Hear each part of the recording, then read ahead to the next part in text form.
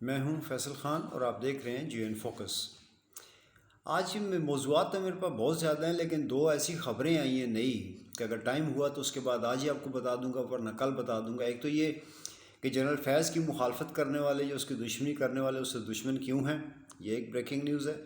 اور دوسرا جو لاہور ہائی کورٹ نے آج فیصلہ کیا ہے، اس فیصلے پہ بڑے شادیانے بازار ہیں۔ ابھی میں سوشل میڈیا کو دیکھ رہا تھا تو وہ بھرا ہوا ہے کہ حمزہ ککڑی یہ ہو گیا، تمرا ککڑی وہ ہو گیا، حمزہ کچھ نہیں ہوا، کچھ نہیں ہوا۔ جو 9 اپریل کو ہوا تھا خان کے ساتھ، بالکل وہی لاہور ہائی کورٹ میں بھی ہو گیا ہے۔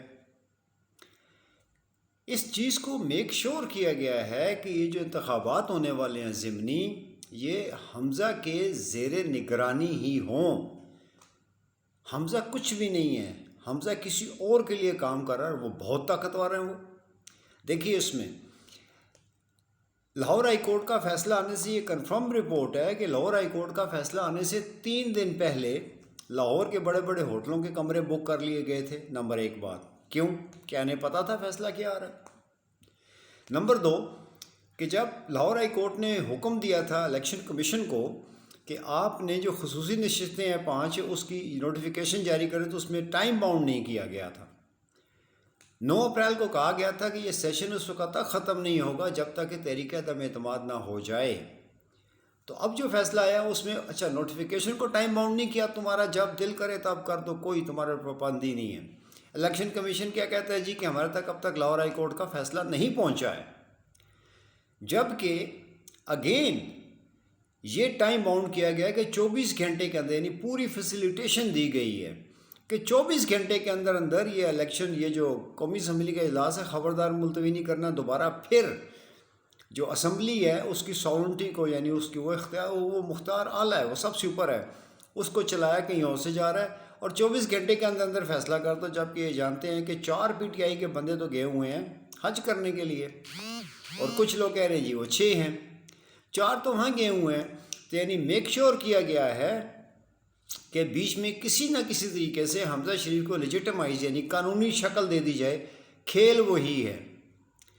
اب جو 9 اپریل کو جو لوگ ننگے ہوئے تھے، تو خان لاہور میں یہ کہہ رہا تھا پنجاب میں کہ جب تک تم سامنے نہیں آؤ گے میں کھیل ختم نہیں دوں گا۔ میرے پرانے بلاگ دیکھیں، میں نے اس میں واضح طور پہ کہا تھا کہ خان یہاں بھی کہتا ہے کہ سامنے آؤ، اور وہ اب راستے ڈھونڈتے پھر رہے ہیں کہ کس طرح ہم سامنے نہ آئیں۔ تو ہم پہلے ہی بے حساب ننگے ہو گئے ہیں تو مزید، لیکن خان نے آخر ان کو مجبور کر دیا، ان کھلاڑیوں کو، کہ نہیں بھائی جب تک تم سامنے نہیں آؤ گے یہ مسئلہ حل نہیں ہوگا۔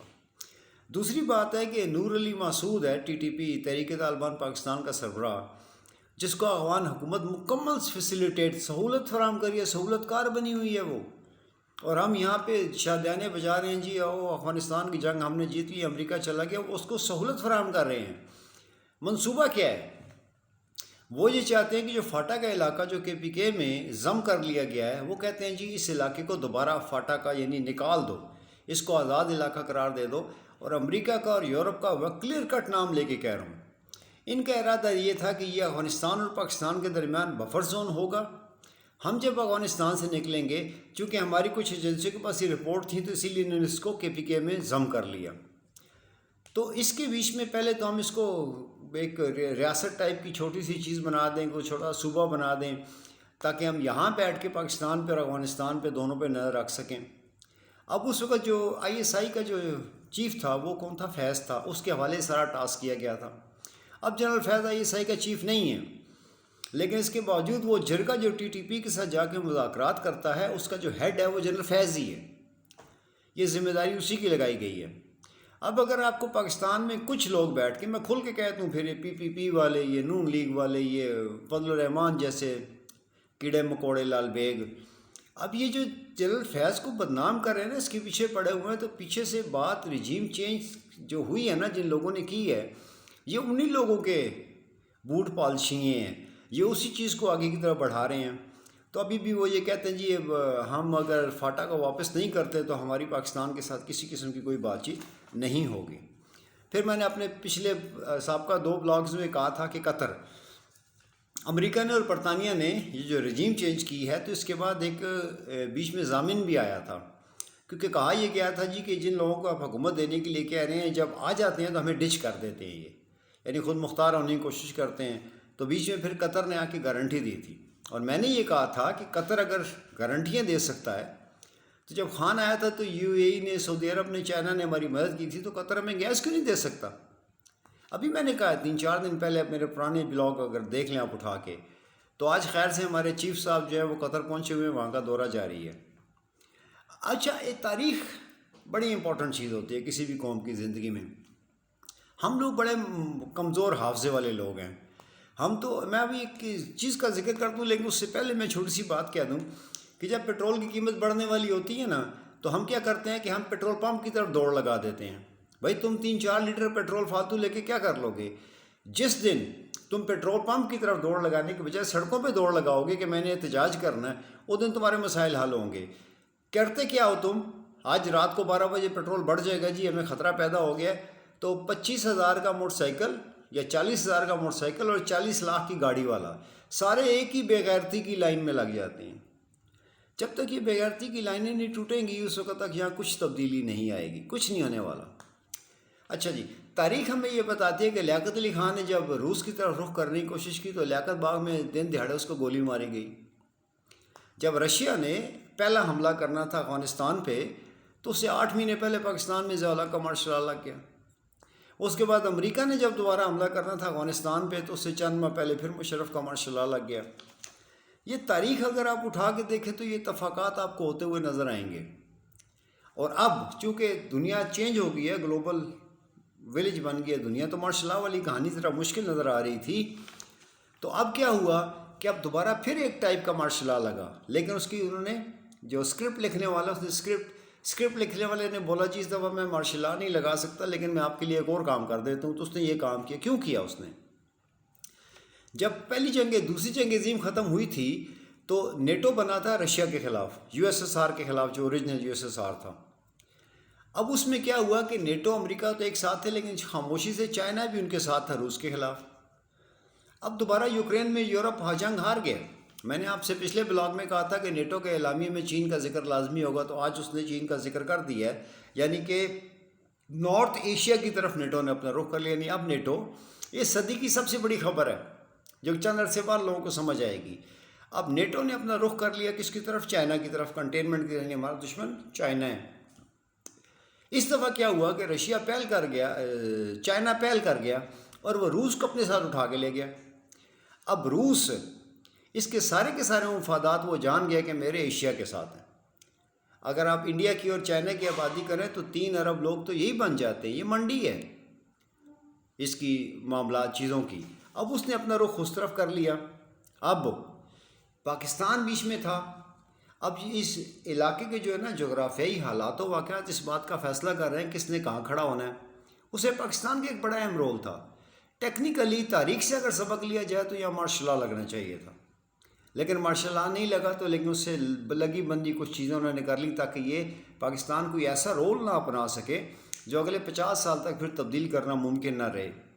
تو وہ اسی کی یہ چوتھا ایونٹ ہے ہمارا کہ ایک لیاقت باغ میں قتل ہوا، تو پیچھے مارشل لا کے زمانے تھے، اب نہیں ہیں، تو اب انہوں نے کسی اور طریقے سے اسکرپٹ لکھا، کسی اور طریقے سے اس کو امپلیمنٹ کر رہے ہیں۔ پھر اب وہ ٹائم آ گیا ہے کہ 4 بندے ڈرائنگ روم میں بیٹھتے ہیں اور بیٹھ کے فیصلہ کرتے ہیں 22 کروڑ عوام ان کا کچھ نہیں کر، لڑتے ہیں، مرتے ہیں، کھپتے ہیں، ختم ہو جاتے ہیں، اور 22 کروڑ جو 4 بندے ہیں وہ 22 کروڑ کے عوام پہ حاوی پڑ جاتے ہیں۔ کوئی الیکشن نہیں، کوئی کچھ نہیں۔ اگر یہاں الیکشن ہوتا بھی ہے تو ایسا ہی ہوتا ہے، یا کروا دیا جاتا ہے ہاتھ پیر باندھ کے، جیسا کہ 9 اپریل کو ہوا تھا قومی اسمبلی میں، اور جیسا کہ کل صبح لاہور میں ہونے جا رہا ہے۔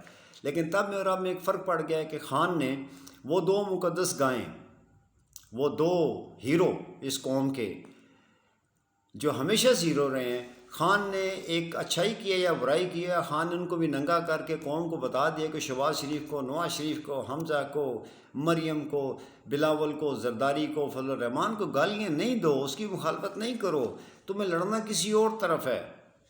اور یہ لڑائی آخر کار عمران خان کو لڑنی تھی۔ میں نے 15 سال پہلے یہ بات کہہ دی تھی کہ لڑائی اس کو لڑنی ہے، اور ڈریں اس وقت سے، کیونکہ ابھی تک عمران خان صبر و تحمل کا مظاہرہ کر رہا ہے کہ شاید کچھ ہو جائے، لیکن ابھی جو لاہور میں فیصلہ آیا اس سے نہیں لگتا کہ کسی نے کوئی سبق سیکھا ہے۔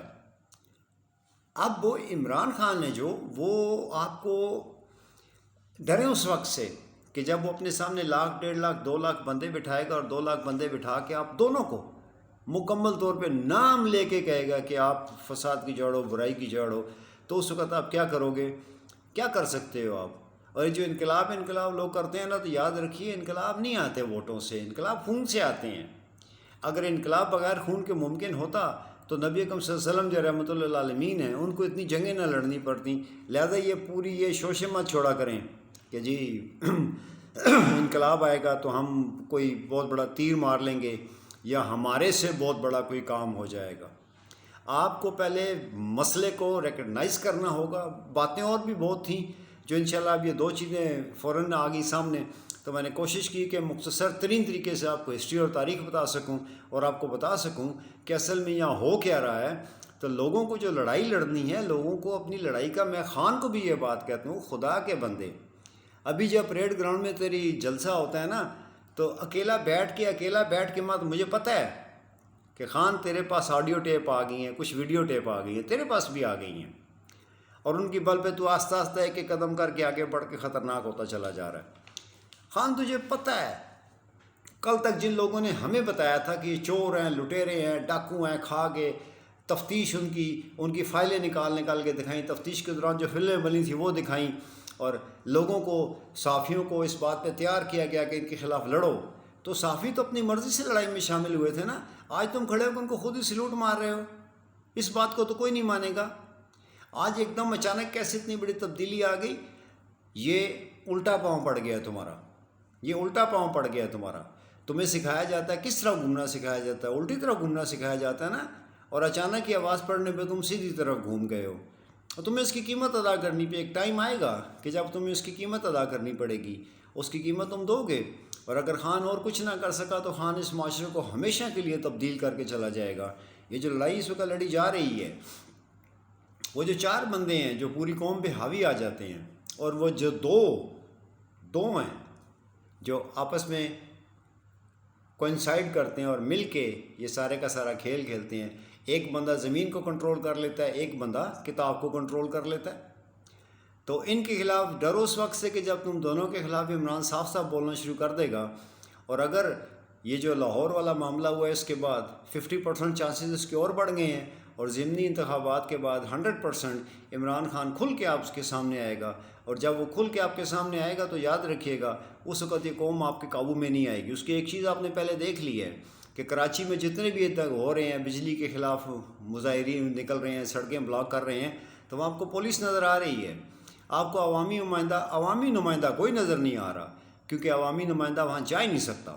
اور یہ جو 20 سیٹیں ہیں یہ پی ٹی آئی کی جیتی ہوئی سیٹیں ہیں، اور آج کے جو زمینی حقائق ہیں وہ یہ ہیں کہ یہ سیٹیں اگر پی ٹی آئی نے پہلے 50,000 ووٹ لیے تھے تو ابھی وہاں سے انہوں نے 1,00,000 ووٹ لینے ہیں، اور اگر وہ حقائق تبدیل کیے گئے تو پھر آپ کو دوبارہ 1977 میں جانا پڑے گا۔ اور اس مرتبہ یاد رکھیے گا کہ 1977 کا اینڈ ہوا تھا ضیاء الحق پہ۔ اس مرتبہ کسی کو اجازت نہیں دی جائے گی کہ وہ ایک دن پی ٹی وی پہ آئے اور آ کے بولے میرے عزیز ہم وطنوں۔ اگر کسی نے آگے بولا نا میرے عزیز ہم وطنوں، تو آگے سے ان کو جواب دیا جائے گا میرے لذیذ سا بہادر، ہمیں آپ کی بات قبول نہیں ہے۔ اللہ تعالیٰ ہمیں اس ملک کو اپنے حفظ و ایمان میں رکھے، آپ کو بھی اپنے حفظ و ایمان میں رکھے، اپنے آگے پیچھے کے لوگوں کا خیال رکھا کیجئے کہ یہ بہت بڑا صدقہ جاریہ ہے۔ انٹل وی میٹ اگین، اللہ حافظ۔